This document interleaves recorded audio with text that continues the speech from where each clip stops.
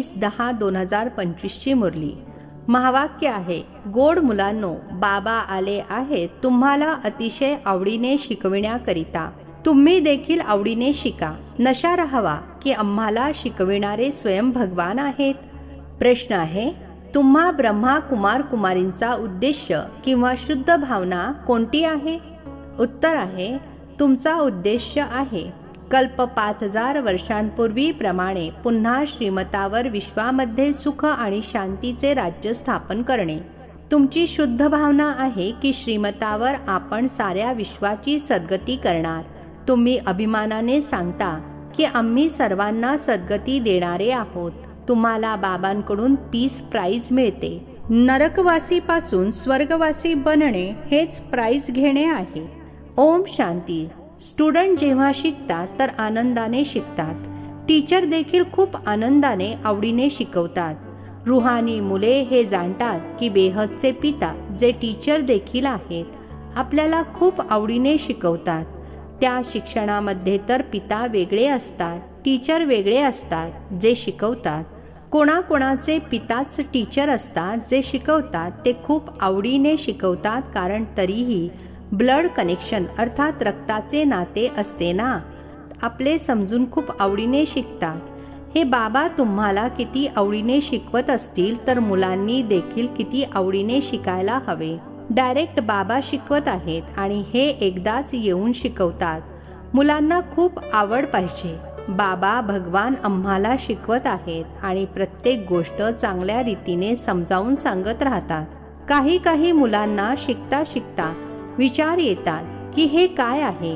ड्रामामध्ये हे अवागमनाचे चक्र आहे. परंतु हे नाटक रचले कशासाठी? याने फायदा काय? बस फक्त असे फेरेच मारत राहणार काय? यापेक्षा यातून सुटलो तर चांगले आहे. जेव्हा बघतात हे तर 84चे चक्र फिरतच राहायचे आहे तेव्हा अशा प्रकारचे विचार येतात. भगवंताने असा खेळ का रचला आहे जे अवागमनाच्या चक्रातून सुटू शकत नाही? यापेक्षा तर मोक्ष मिळावा. अशा प्रकारचे विचार कितीतरी मुलांना येतात. या अवागमनापासून सुख दुःखापासून सुटावे. बाबा म्हणतात असे कधी होऊ शकत नाही. मोक्ष मिळविण्यासाठी प्रयत्न करणेच व्यर्थ आहे.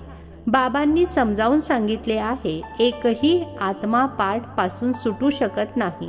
आत्म्यामध्ये अविनाशी पार्ट भरलेला आहे. तो आहेच अनादी अविनाशी.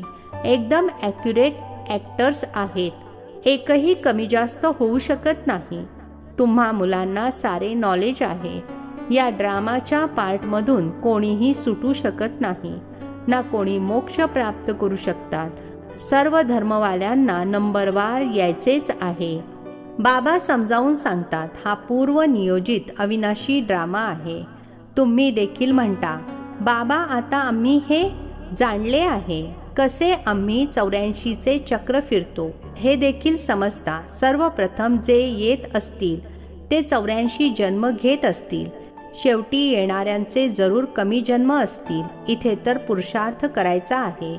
जुन्या दुनियेपासून नवीन दुनिया जरूर बनणार आहे. बाबा प्रत्येक गोष्ट वारंवार समजावून सांगत राहतात कारण की नवीन नवीन मुले येत राहतात. मग त्यांना आधीच अभ्यास कोण शिकवणार? तर बाबा नवीन मुलांना पाहून जुने पॉइंट्सच रिपीट करतात. तुमच्या बुद्धीमध्ये सारे नॉलेज आहे. तुम्ही जाणता सुरुवातीपासून आपण कसे पाठ बजावत आलो आहोत. तुम्ही यथार्थरित्या जाणता कसे नंबरवार येतो, किती जन्म घेतो. यावेळीच बाबा येऊन ज्ञानाच्या गोष्टी ऐकवतात. सतयुगामध्ये तर आहेच प्रारब्ध. हे यावेळी तुम्हाला समजावून सांगितले जाते. गीतेमध्ये देखील सुरुवातीला आणि मग शेवटी ही गोष्ट येते. मन मना भव शिकवले जाते. पद प्राप्त करण्यासाठी तुम्ही राजा बनण्यासाठी आता पुरुषार्थ करत आहात. इतर धर्मवाल्यांविषयी तर सांगितले आहे की ते नंबरवार येतात. धर्मस्थापकांच्या मागे सर्वांना यावेच लागते. राजाईची गोष्ट आहे. एकच गीता शास्त्र आहे ज्याची खूप महिमा आहे. भारतामध्येच बाबा येऊन ऐकवतात. बाकी सर्वांची सद्गती करतात. ते धर्मस्थापक जे येतात त्यांचा जेव्हा मृत्यू होतो तेव्हा त्यांची मोठी मोठी तीर्थस्थाने बनवतात. वास्तविक सर्वांचे तीर्थस्थान हा भारतच आहे, जिथे बेहदचे बाबा येतात. बाबांनी भारतामध्येच येऊन सर्वांची सद्गती केली आहे. बाबा म्हणतात, मला लिबरेटर गाईड म्हणतात ना, मी तुम्हाला या जुन्या दुनियेमधून, दुःखाच्या दुनियेमधून मुक्त करून शांतीधाम, सुखधाममध्ये घेऊन जातो. मुले जाणतात, बाबा आम्हाला शांतीधाम, सुखधाममध्ये घेऊन जातील. बाकीचे सगळे शांतीधाममध्ये जातील. बाबा येऊन दुःखातून लिबरेट करतात, अर्थात मुक्त करतात. त्यांचा काही जन्म मृत्यू होत नाही. बाबा आले आणि मग निघून जातील. त्यांच्यासाठी असे थोडेच म्हणणार की मृत्यू झाला, जसे शिवानंदसाठी म्हणतात. शरीर सोडले तर आता क्रियाकर्म अर्थात अंतिम संस्कार करतो. हे बाबा निघून जातील तर तेव्हा त्यांचे क्रियाकर्म, समारंभ इत्यादी काहीच करावे लागत नाही. ते तर आल्याचे देखील समजून येत नाही. क्रियाकर्म इत्यादी करण्याचा तर प्रश्नच नाही. बाकी सर्व मनुष्यांचे क्रियाकर्म करतात. बाबांचे क्रियाकर्म केले जात नाही. त्यांना शरीरच नाही. सतयुगामध्ये या ज्ञान आणि भक्तीच्या गोष्टी असत नाहीत. ह्या आताच चालतात. बाकीचे सगळे भक्तीच शिकवतात. अर्धा कल्प आहे भक्ती, मग अर्धा कल्पानंतर बाबा येऊन ज्ञानाचा वारसा देतात. ज्ञान काही तिथे सोबत येत नाही. तिथे बाबांची आठवण करण्याची गरजच राहत नाही. मुक्तीमध्ये आहेत, तिथे आठवण करावी लागते का? तिथे दुःखाची तक्रार केलीच जात नाही. भक्ती देखील पहिली अव्यभिचारी आणि मग व्यभिचारी होते. यावेळी तर अतिव्यभिचारी भक्ती आहे. यालाच रौरव नरक म्हटले जाते. एकदम भयानक ते भयानक नरक आहे. मग बाबा येऊन सुंदर स्वर्ग बनवतात. यावेळी आहे 100% दुःख, मग 100% सुख शांती असेल. आत्मा जाऊन आपल्या घरी विश्राम करेल. समजावून सांगण्यासाठी खूप सोपे आहे. बाबा म्हणतात, मी येतोच तेव्हा जेव्हा नवीन दुनियेची स्थापना करून जुन्या दुनियेचा विनाश करायचा असतो. एवढे कार्य काही फक्त एकटेच तर करणार नाहीत. खिदमतगार अर्थात ईश्वरीय सेवाधारी पुष्कळ पाहिजेत. यावेळी तुम्ही बाबांची खिदमतगार मुले बनला आहात. भारताची खरी सेवा करता. सच्चे बाबा खरी सेवा शिकवतात. आपले देखील, भारताचे देखील आणि विश्वाचे देखील कल्याण करता. तर किती आवडीने केली पाहिजे. बाबा किती आवडीने सर्वांची सद्गती करतात. आता देखील सर्वांची सद्गती जरूर होणार आहे. हा आहे शुद्ध अहंकार, शुद्ध भावना. तुम्ही सच्ची सच्ची सेवा करता, परंतु गुप्त. आत्मा करते शरीराद्वारे. तुम्हाला अनेक जण विचारतात, बीकेचा उद्देश काय आहे? बोला, बीकेचा उद्देश आहे विश्वामध्ये सतयुगी सुख शांतीचे स्वराज्य स्थापन करणे. आम्ही दर 5000 वर्षांनंतर श्रीमतावर विश्वामध्ये शांती स्थापन करून विश्व शांतीचे प्राइज घेतो. यथा राजा राणी तथा प्रजा प्राइज घेतात. नरकवासीपासून स्वर्गवासी बनणे काही कमी प्राइज आहे का? ते पीस प्राइज घेऊन खुश होत असतात. मिळत तर काहीच नाही. खरे खरे प्राइज तर आता आपण बाबांकडून घेत आहोत. विश्वाच्या बादशाहीचे. म्हणतात ना, आमचा भारत महान देश आहे. किती महिमा करतात. सर्वजण समजतात आपण भारताचे मालक आहोत.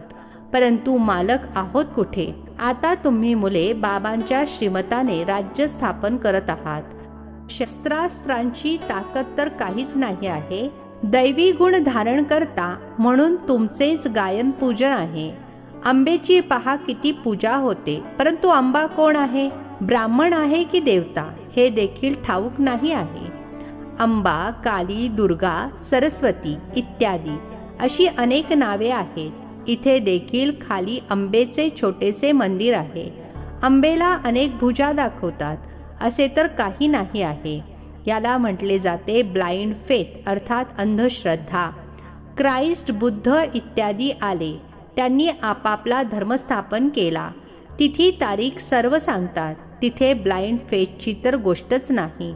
इथे भारतवासियांना काहीच माहीत नाही आहे. आपला धर्म कधी आणि कोणी स्थापन केला? म्हणून म्हटले जाते ब्लाइंड फेथ। आता तुम्ही पुजारी आहात तर पूज्य बनता।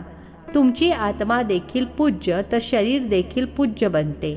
तुमच्या आत्म्याची देखील पूजा होते, मग देवता बनता तेव्हा देखील पूजा होते। बाबा तर आहेतच निराकार, ते सदैव पूज्य आहेत, ते कधी पुजारी बनत नाहीत। तुम्हा मुलांसाठी म्हटले जाते आपेही पूज्य आपेही पुजारी।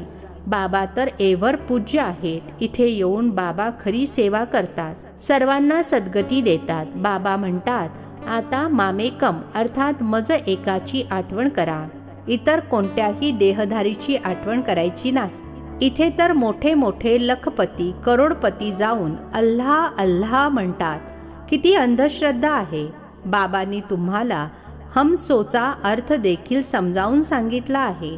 ते तर म्हणतात शिवोहम, आत्मा सो परमात्मा। आता बाबांनी करेक्ट करून सांगितले आहे। आता ठरवा की भक्ती मार्गामध्ये राईट ऐकले आहे की मी राईट सांगतो। हमसो चा अर्थ खूप लांबलचक आहे। हमसो ब्राह्मण, देवता, क्षत्रिय। आता हमसोचा कोणता अर्थ राईट आहे?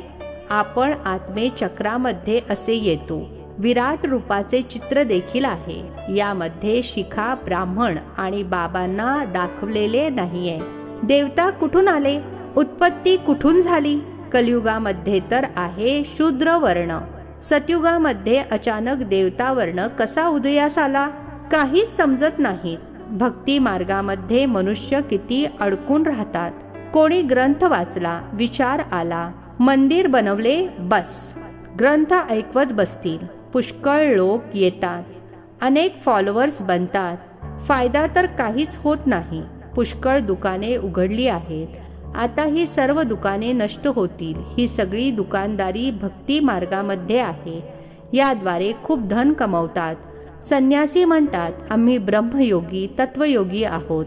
जसे भारतवासी वास्तवामध्ये आहेत देवी देवता धर्माचे, परंतु हिंदू धर्म म्हणतात। तसे ब्रह्म तर तत्व आहे, जिथे आत्मे राहतात। त्यांनी मग ब्रह्मज्ञानी तत्वज्ञानी नाव दिले आहे, नाही तर ब्रह्मतत्व आहे राहण्याचे ठिकाण। तर बाबा म्हणतात किती मोठी चूक केली आहे। हे सगळे आहेत भ्रम। मी येऊन सगळे भ्रम दूर करतो। भक्ती मार्गामध्ये म्हणतात देखील हे प्रभू तेरी गती मत न्यारी है। गती तर कोणी करू शकत नाही, मते तर अनेकांची मिळतात। इथे मत किती कमाल करते, साऱ्या विश्वाला चेंज करते। आता तुम्हा मुलांच्या बुद्धीमध्ये आहे इतके सर्व धर्म कसे येतात आणि मग पुन्हा आत्मे कसे आपापल्या सेक्शनमध्ये जाऊन राहतात, हे सर्व ड्रामामध्ये नोंदलेले आहे। हे देखील मुले जाणतात। दिव्य दृष्टीदाता एक बाबाच आहेत। ब्रह्मा बाबा शिवबाबांना म्हणाले ही दिव्य दृष्टीची चावी मला द्या, तर मीही कोणाला साक्षात्कार घडवेन। तर शिवबाबा म्हणाले नाही, ही चावी कोणालाही मिळू शकत नाही। त्या बदल्यात मी तुम्हाला विश्वाची बादशाही देतो। मी घेत नाही। साक्षात्कार घडविण्याचा पार्ट माझाच आहे। साक्षात्कार झाल्यावर किती आनंदित होतात, मिळत तर काहीच नाही। असे नाही की साक्षात्काराने कोणी निरोगी बनतात किंवा धन मिळते, नाही। मीराला साक्षात्कार झाला, परंतु तिला मुक्ती थोडीच मिळाली। लोक समजतात ती तर राहतच होती वैकुंठामध्ये, परंतु वैकुंठ कृष्णपुरी आहे कुठे? हा सर्व आहे साक्षात्कार। बाबा बसून सर्व गोष्टी समजावून सांगतात। याला अर्थात ब्रह्मा बाबांना देखील अगदी सुरुवातीला विष्णूचा साक्षात्कार झाला तर खूप खुश झाला। हे देखील जेव्हा पाहिले की मी महाराजा बनतो, विनाशही बघितला तर राजाईचा देखील सीन पाहिला, तेव्हा निश्चय बसला, ओहो मी तर विश्वाचा मालक बनतो। बाबांची प्रवेशता झाली। बस बाबा हे सर्व काही तुम्ही घ्या, मला तर विश्वाची बादशाही पाहिजे। तुम्ही देखील हा सौदा करण्याकरिता आला आहात ना? जे ज्ञान घेतात त्यांची मग भक्ती सुटते। अच्छा, गोड गोड खूप खूप वर्षांनंतर भेटलेल्या मुलांप्रती मात पिता बापदादांची प्रेमपूर्वक आठवण आणि सुप्रभात। आत्मिक पित्याचा आत्मिक मुलांना नमस्ते। आम्हा आत्मिक मुलांचा आत्मिक पित्याला नमस्ते। धारणेसाठी मुख्य सारांश आहे। पहिला पॉइंट आहे दैवी गुण धारण करून श्रीमतावर भारताची खरी सेवा करायची आहे. आपले, भारताचे आणि साऱ्या विश्वाचे कल्याण अतिशय आवडीने करायचे आहे. दुसरा पॉइंट आहे, ड्रामाच्या अनादी अविनाशी नोंदीला यथार्थपणे समजून टाइम वेस्ट करणारा कोणताही पुरुषार्थ करायचा नाही. व्यर्थ विचार देखील करायचे नाहीत. आजचे वरदान आहे, दीपराज बाबांद्वारे अमर ज्योतीचे अभिनंदन स्वीकारणारे सदा अमर भव. दीपराज बाबांद्वारे अमर ज्योतीचे अभिनंदन स्वीकारणारे सदा अमर भव. स्पष्टीकरण आहे, भक्त लोक तुम्हा दीपकांचे यादगार जड दीपकांची दीपमाळा साजरी करतात. तुम्ही जागृत झालेले चैतन्य दीपक बालक बनून दीपकांच्या मालकाशी मंगल मिलन साजरे करता. बाप दादा तुम्हा मुलांच्या मस्तकामध्ये जागृत झालेला दीपक पाहत आहेत. तुम्ही अविनाशी अमर ज्योती स्वरूप मुले दीपराज बाबांद्वारे अभिनंदन स्वीकारत नेहमी अमर भवचे वरदान प्राप्त करत आहात. हे दीपराज बाबा आणि दीपराणींच्या भेटीचेच यादगार ही दीपावली आहे. स्लोगन, आप आणि बाप दोघे असे कंबाईंड रहा जेणेकरून तिसरा कोणी वेगळे करू शकणार नाही. आप आणि बाप दोघे असे कंबाईंड रहा जेणेकरून तिसरा कोणी वेगळे करू शकणार नाही. अव्यक्त इशारे स्वयंप्रती आणि सर्वांप्रती मनसाद्वारे योगाच्या शक्तींचा प्रयोग करा. वर्तमान वेळेप्रमाणे सर्व आत्मे प्रत्यक्ष फळ अर्थात प्रॅक्टिकल प्रूफ पाहू इच्छित आहेत. ते तन, मन, कर्म आणि संबंध संपर्कामध्ये सायलेन्सच्या शक्तीचा प्रयोग करून पहा. शांतीच्या शक्तीने तुमचा संकल्प वायरलेसपेक्षाही वेगाने कोणत्याही आत्म्याप्रती पोहोचू शकतो. या शक्तीचे विशेष यंत्र आहे शुभ संकल्प. या संकल्पांच्या यंत्राद्वारे जे पाहिजे ते सिद्धी स्वरूपामध्ये पाहू शकता. अच्छा, ओम शांती. नवनवीन मराठी व्हिडिओज प्राप्त करण्यासाठी सबस्क्राईब करा मराठी गॉड रिपोर्ट चॅनलला.